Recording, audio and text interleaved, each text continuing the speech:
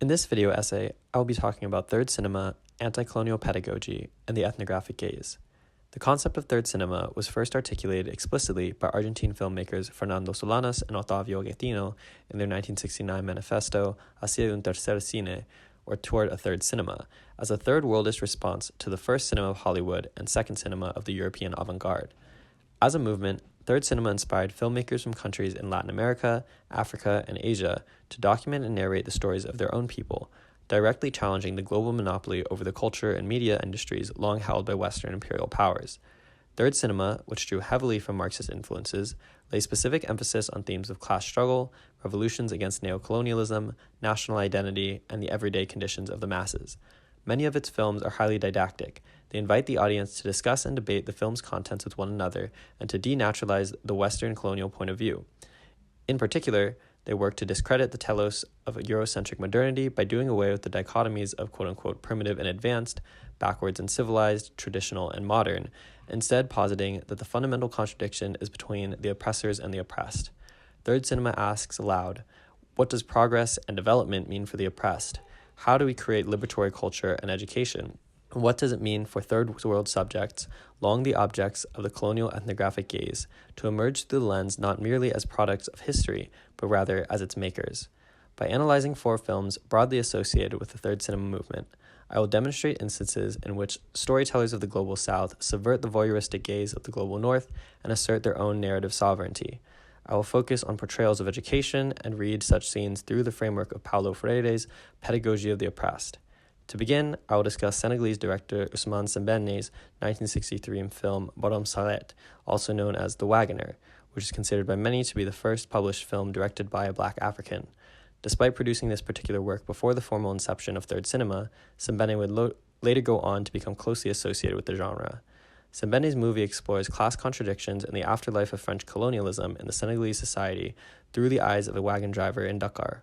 The 20-minute-long storyline approaches its climax when the driver agrees to drive a wealthy client into the urban center of the former French colonial district, on the condition that the client vouch for the driver should they be apprehended by authorities, as wagons must possess permits to enter the area. This is how the scene unfolds.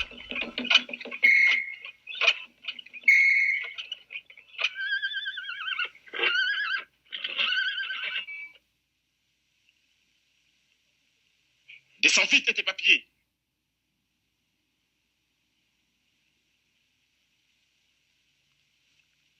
Vite. As-tu une autorisation de venir ici? C'est défendu ce quartier au Borom Saret. Dételle. Et vite.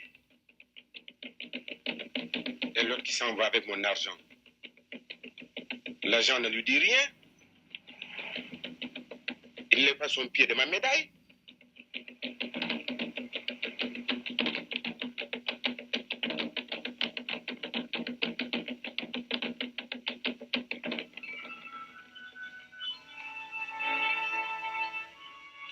Non seulement l'autre, ce voyou est parti sans me payer, je suis sans charrette. Payer une amende avec quoi? Qu'est-ce que je veux devenir maintenant? L'autre, il disait avoir des relations. Mon voleur, c'était oui. Avec qui? À qui il faut faire confiance? À qui? C'est pareil dans tous les pays. Ils savent lire, ils ne savent que mentir. C'est sa faute à lui? Non, c'est la faute à l'autre. Celui dont l'enfant est mort. S'il ne m'avait pas amené au cimetière, je ne serais pas venu. C'est sa faute à lui. Et puis, il y a les griots. C'est la faute aux griots. Que m'importe si mes ancêtres étaient des héros. Maintenant, me voilà sans le sou. Qu'est-ce que je vais dire à ma femme? Qu'est-ce que je vais lui donner maintenant? Hier, c'était pareil. Avant-hier, c'était pareil. Il faut rouge. Il faut s'arrêter toujours, partir, coucher. Quand? Ça, c'est la prison. C'est ça. Ça, c'est la vie moderne. C'est la vie maintenant du pays.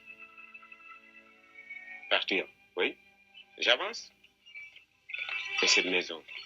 C'est ça, cette maison. Cette maison.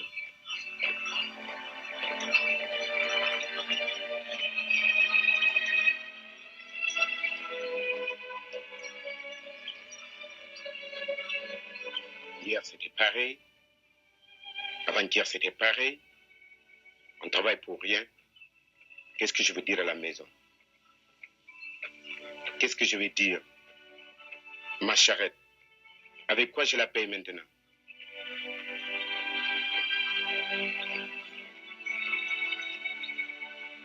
Il ne me reste plus qu'à mourir.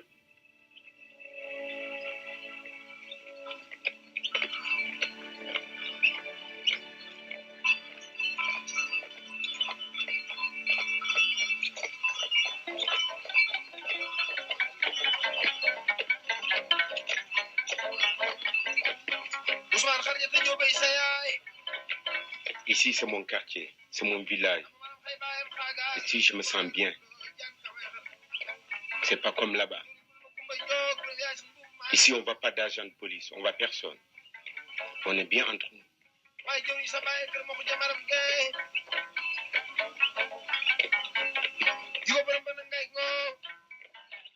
Sembene performs multiple critical interventions in this scene.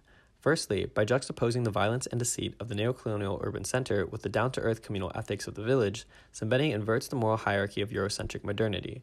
So-called law and order does not produce safety and security, but rather sustains the oppressor's exploitation of the oppressed. Likewise, so-called education does not civilize the colonized subject, but rather teaches them how to oppress their fellow citizens. You learn to read, you learn to lie. In this way, Sembene denies both the colonizer and the neocolonial bourgeoisie the privilege of remaining unimplicated observers. In fact, Sembene's choice to narrate Senegal's social conditions through the voice of the wagoner himself, rather than an outside observer, displaces the downward-looking ethnographic gaze altogether, in favor of the embodied and emic perspective of the ethnographic subject himself. The wagoner's actions and behaviors do not need to be scrutinized or interpreted into the language of the elite in order to be legible. He is immediately rational, rather than in need of rationalization. The audience is urged to accept his account as sufficient. What matters here is not what the wagoner's life has to offer, quote-unquote, humanity's pursuit of greater knowledge, but rather what injustices stand in the way of the wagoner living life on his own terms. These interventions are didactic, and thus concerned with film as pedagogy. Sembene does not simply present the problems of Senegalese society. He's not interested in aesthetic voyeurism. Rather, he illustrates a method of strategic narration that troubles the universal imperative of modernization and intellectualization. It's like a prison. That's modern life. That's life in this country now, says the wagoner. So what is the path forward? Brazilian educator and philosopher Paulo Freire writes in the Pedagogy of the Oppressed, the central problem is this: how can the oppressed, as divided, unauthentic beings, participate in developing the pedagogy of their liberation? Only as they discover themselves to be hosts of the oppressor can they contribute to the midwifery of their liberating pedagogy. As long as they live in the duality in which to be is to be like, and to be like is to be like the oppressor, this contribution is impossible. The pedagogy of the oppressed is an instrument for their critical discovery that both they and their oppressors are manifestations of dehumanization. Fernando Solanas and Otavio Getino's monumental 1968 documentary, La Hora de los Hornos, or The Hour of the Furnaces, which inaugurated the Third Civil Movement, directly takes up this question of liberating education. The film critiques the hegemony of neocolonialism over Argentine society through its assessment of the rise, fall, and aftermath of Peronism, the national populist political movement championed by Juan Perón, which has endured into the present day. Solanas and Getino direct particular attention towards the intellectual class of Argentina, whom they accuse of sycophantic affiliation with Europe and its neocolonial hierarchies of prestige. The following scene elaborates upon this argument. En el camino que emprendemos ahora, nos vamos a encontrar con el magno asunto del pueblo. Las capas medias de la población son el principal receptáculo de las ideologías neocoloniales. La universidad, el más profundo instrumento de esa colonización. Bajo el mito de la autonomía universitaria, se hizo creer a generaciones de estudiantes e intelectuales que la universidad era una isla democrática dentro de un país oprimido. La universidad es un órgano del poder político vigente destinado a formar conciencias adictas al sistema. Tras la farsa de la libertad de cátedra, estuvo la ideología que legalizaba la entrega. Filosofía del monocultivo, liberalismo, librecambio, desarrollismo, tecnocratismo. El pensamiento auténticamente nacional fue censurado o silenciado. Así se formó una intelectualidad desvinculada del pueblo-nación, ajena en su gran mayoría al país real.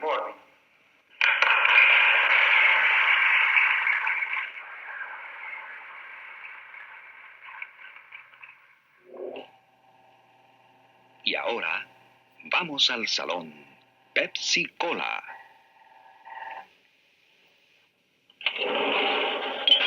Aquí, Manuel Mujica Lainez, miembro de la Academia Argentina de Letras y de la Academia Nacional de Bellas Artes, presenta su último libro, Crónicas Reales. Mujica Lainez ha sido galardonado recientemente con el Premio Kennedy. Obtuvo además el Gran Premio Nacional de Literatura, el Premio Municipal, el Premio Herchunov, el Premio del Pen Club, el Premio Kennedy y numerosos. y el Gran Premio de Honor de la Sociedad de Escritores, que es el más importante que se da acá. La medalla de oro del gobierno italiano. Después la condecoración que dan los franceses a los escritores. Y sí, muchos premios, esos que se llaman Herchunov y ya ni me acuerdo cómo se llama. ¿Qué influencia ejerció sobre usted la cultura europea? Y la influencia que ha ejercido sobre mí es muy grande. Yo soy un hombre de formación muy europea. Desde chico yo he tenido una formación clásica. Tanto es así que yo he hecho traducciones que no hubiera podido lograrlas si no hubiera sido por esa formación. Porque no se trata de saber inglés. Se trata de saber el inglés, pero de tener el sentido isabelino, en fin. ¿Dónde le gustaría vivir? Siempre será Venecia, hasta que me muera probablemente. Siempre será donde yo quisiera vivir. ¿Cómo ve al país? Es tan complicado, vivimos tan lejos de todo, ¿no?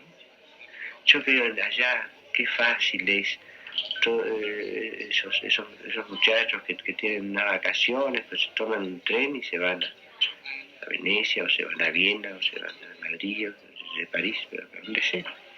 Tan cerca, todo tan fácil. Acá vivimos tan lejos, ¿no? Y estamos tan a contramano, ¿no? El rey picapedrero. Pero yo creo que acá es donde viola a todo el mundo. El pensamiento de Mujica Lainez es también el de una intelectualidad sumisa al poder neocolonial. La inteligencia del sistema. Una élite que traduce al castellano la ideología de los países opresores. Su cultura de segunda mano tiene como coro griego a las capas medias intelectuales. Una élite híbrida, despersonalizada, siempre disfrazada de algo, de apoliticismo o de objetividad, de indiferencia o de inteligencia.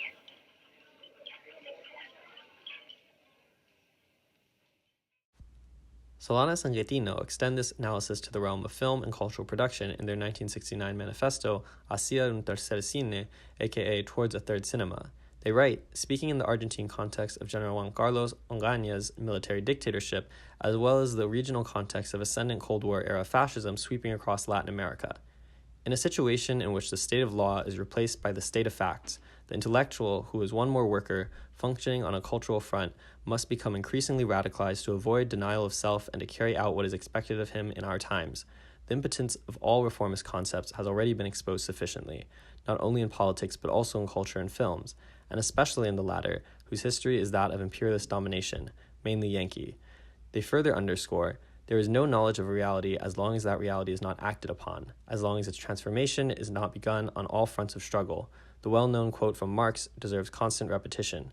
It is not sufficient to interpret the world, it is now a question of transforming it. In our present day, these words read to me as more relevant than ever. The Western anthropologist has long taken for granted the privileged position of being able to observe and describe the other, occasionally participating in the other's life in selective and transient ways, with no concern that the other's life, let alone the social conditions that the other lives under, could ever spill into the life of the anthropologist himself. Yet given the current matrix of crises gripping the contemporary West, from political turmoil to climate change, the luxury of removed interpretation is no longer available. If we do not make history, it will certainly make us, as it in fact always has. Hani Soror, the Lebanese feminist and Arab-Jewish filmmaker whose 1974 film Sa'at el-Tahrir Dakhat Bara'i Istimar, or The Hour of Liberation, has arrived. I will be discussing next, received her doctorate in social anthropology at France's Sorbonne and expressed the following viewpoint on the state of Western anthropological film at the time of her work's release. I had attended the Anthropological Festival dei Popoli in Florence, Italy, and I witnessed how the best Western anthropologist filmmakers were paternalistic with the so-called primitive societies. They often observed them like insects. My film proved that the so-called undeveloped people were more mature in terms of feminism and democracy than the citizens of industrialized nations. Sorora's conviction that the West is no more socially advanced than the rest of the globe is not merely concerned with leveling the ethnographic playing field, but rather correctly attributing the de-development of the global South to Western colonialism and neocolonialism. She demonstrates that the advancement of Arab societies will not proceed through conforming with Eurocentric modernity, nor revival of essentialized traditions, but rather through the organized creation of revolutionary folk culture. In Sa'at el-Tahrir Dakhat, Soror explores this idea through her documentation of women cadre fighting within the Popular Front for the Liberation of the Arab Gulf to establish a liberated Arab state in the Omani territory of Dhofar. The following scene depicts their efforts to revolutionize social relations and cultural practice through collective labor and critical pedagogy. تحسين الزراعة ورفع مستواها أصبح من مهمات الجبهة الهامة في هذه المرحلة.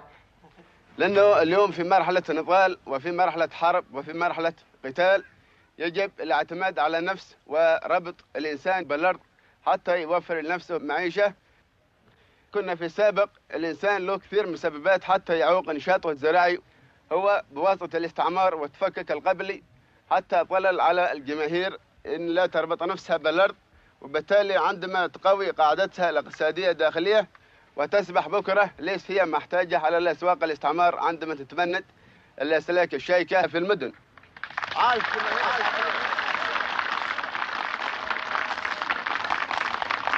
ثورتنا ثورة أحرار نفديها بالدم الحار. ثورتنا ثورة أحرار نفديها بالدم الحار. ثورتنا ثورة أحرار نفديها بالدم الحار.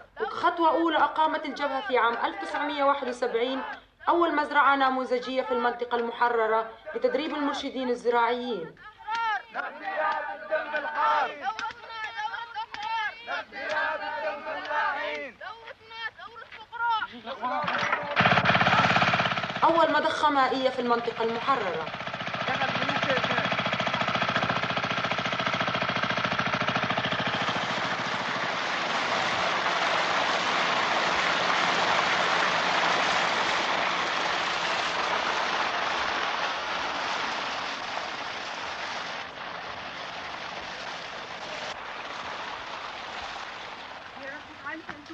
نحن من جيش التحرير الشعبي، ففرزنا إلى هنا لأجل نرشد المواطنين وينتجوا اقتصاد من نفس الوطن.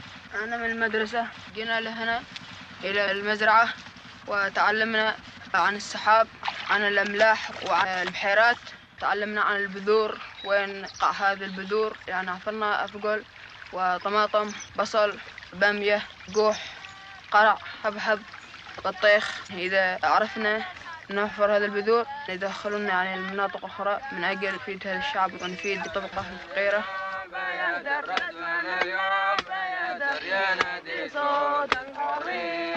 ما في شجار تستتر، ما في شجار تستتر، لازم حركة عسكرية، لازم حركة عسكرية.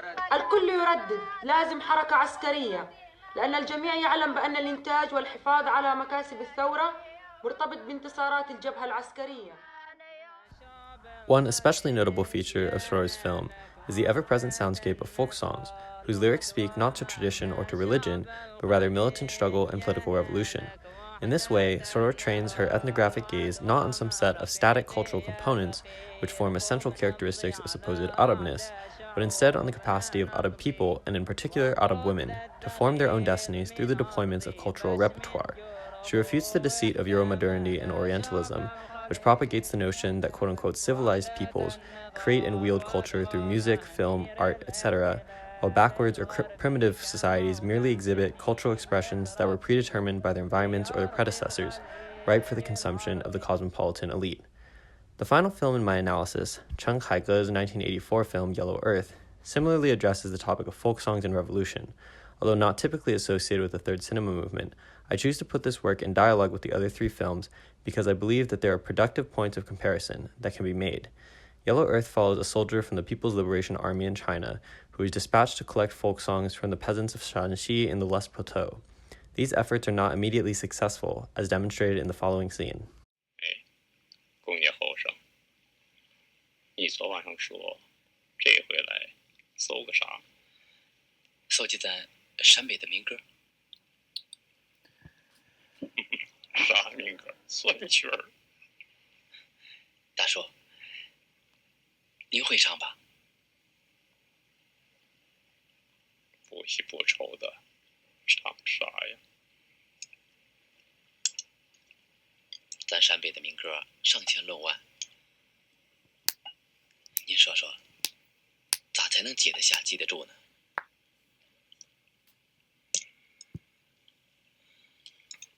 日子艰难了，就记下了。你搜那酸曲儿有啥用？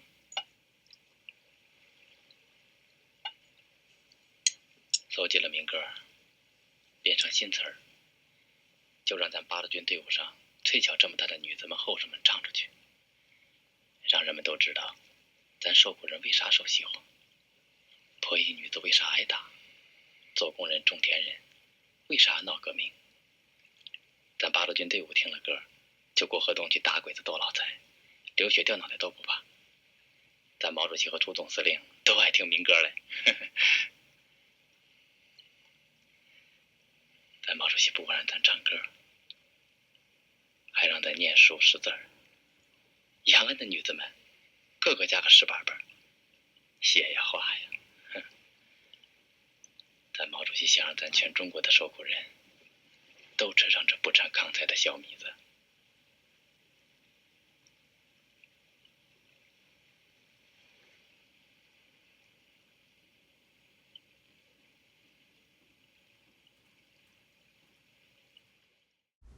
Like in Sa'ad al-Takhir Dakhat, folk songs in Yellow Earth are endowed with revolutionary significance. They are not salvaged heirlooms, but rather instruments for crafting a new society. Nevertheless, the peasant father's unwillingness to share his songs in this scene represents a powerful instance of ethnographic refusal. He balks at the idea of alienating his culture from his person, thus complicating the supposedly frictionless dynamic of insider or native ethnography. Herein lies the immense humanizing potential of South-South ethnography and pedagogy. With the hubris of liberal universalism finally put aside, culture can resume its rightful place as a manifestation of sovereignty, social cohesion, and meaning-making, rather than knowledge production. In conclusion, Third Cinema and its legacies in Global South film hold promise for the invention of new ethnographic subjectivities which blur the boundaries between narrator and narrated, director and audience, teacher and student. The world cannot be observed by the all-seeing eye of the ivory tower. It can only be made and remade through the participation of the masses. Learning does not endeavor towards omniscience, but rather towards actualizing justice. With the liberation of education, culture may finally reunite with civilization.